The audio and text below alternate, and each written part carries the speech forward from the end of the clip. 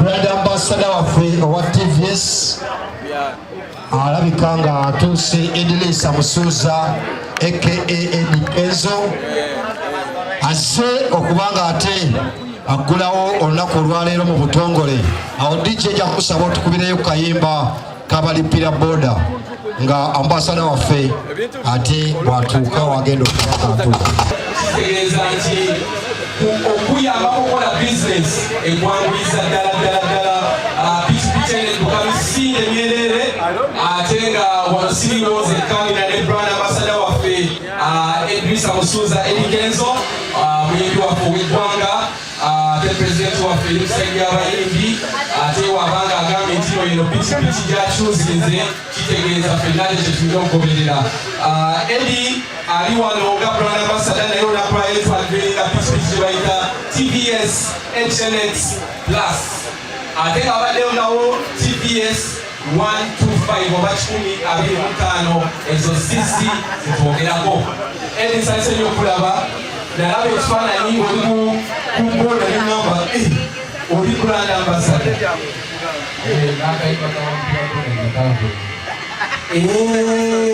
omanyi tubakuba bukulu bali kwafutafaitubayikikamba naye nga bayita bwego oba tokimanyi Eddy ono yalina omuvuka gwe bayitanga New York oyo muyimbi yalinga avuga boda ku Big Talent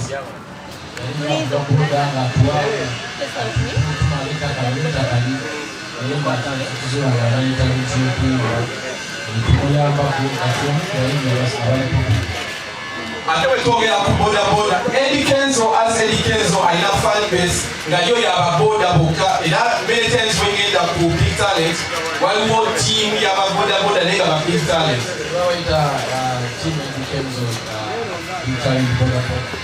Big Talent bodaboda opicking otya interest nakina bagenda mu TVS opicking otya interest mu mulimu guno gwa boda ng'ate oli muyimbi mulimu guno gunyambako oba kutuyambako okwemployinga abantu baffe nze ndi muntu wa wansi akuba tugera ku makya tuvaayo n'okola erinnya n'ofuuka muyimbi wa ggwanga naye otunulako emyaka emabega tetubadde bantu bawansi era tukyali bantu bawansi kati kiyamba abantu baffe okubawa emirimu ate n'okumakinga sure tubabaamu n'akantu mu nsawo tebasobola okuzza ekagenda okeke.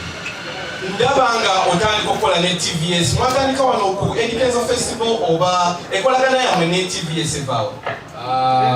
Enkolagana yaffe ne TVS yatandika ku 10 years of Eddy Kenzo baali ba sponsors then ne tuvaawo ate ne tudda ku temu ya Eddy Kenzo Festival era baali ba sponsor.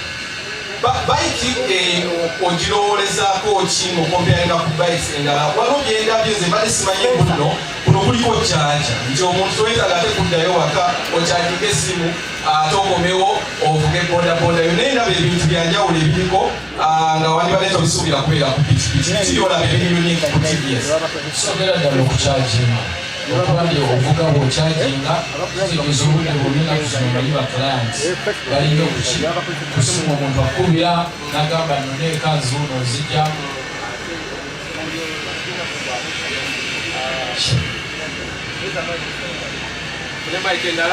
kwenaku zino emirimu girina okusimu then ekirala yakaswiki bangamba y'amasanyalaze nekikisa ebintu bino ebyokusootasooka kati bigendeddeganokolamu booti birwaza amaviivi akati kino kyakunyigabunizi wano n'otambula ekitegeeza nyangu nti teweetaaga maanyi mangi nti n'omukyala ng'oyo asobola okuvuga piki avugira ddala kati edukira ebiseera biri oluusi ogudde mumbi oluusi waliwo emergency akwena okusota ne kati wanonyigabunizi kaswiki so ngate okweyagala ebyokusota era osobola okusigala ng'okyasobola osota nyaka n'ekisota nakyo tebakijjeewo kikyali ekirala tenywa ekwesa amafuta amatono nnyo nnyo kompea kubanga bagenda dabala bagomba enofisa kase basalawo ate bamukolere piki ekekereza kubanga jjukira bannayuganda bazisalanga amafuta netuuka kaserisi nekola mwii naye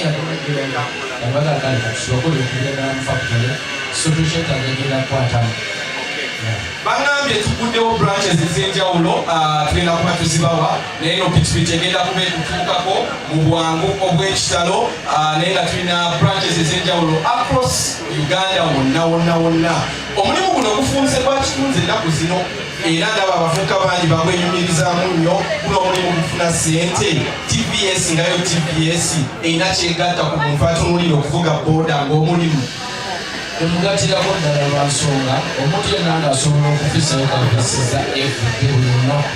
Tugenda okuyisaawo omwezi, myezi 2, mwaka, myaka 2, myaka 3 n'ennyumba tuze. So kyankizo nnyo kubanga olina omulimu gw'okola. Tuyina TVS HLX ate tusumuludde TVS HLX Plus.